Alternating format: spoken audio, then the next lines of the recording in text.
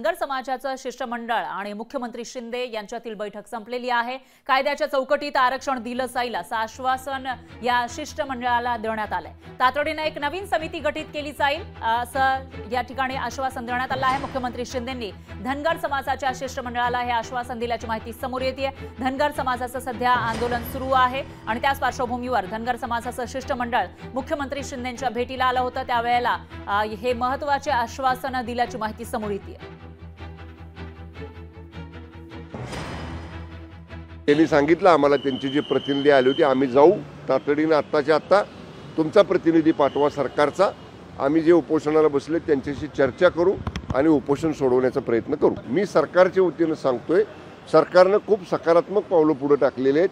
बहुतांशी मागण्या त्यांच्या ज्या होत्या त्या बाबतीत सरकारने सकारात्मक निर्णय आज घेतलेले आहेत। त्यामुळे मला विश्वास आहे की सकल धनगर समाजाचे जे प्रतिनिधी मंडळ आज आलं होतं किंवा जे उपोषण करते आहेत त्यांचं निश्चित समाधान होईल आणि सरकारने त्याला सकारात्मक आश्वासन दिलेलं आहे। तो GR कसा काढायचा, काढता येतो का, येत असला तर त्याचा मसुदा कसा असावा याच्यासाठी समिती स्थापन केलेली आहे।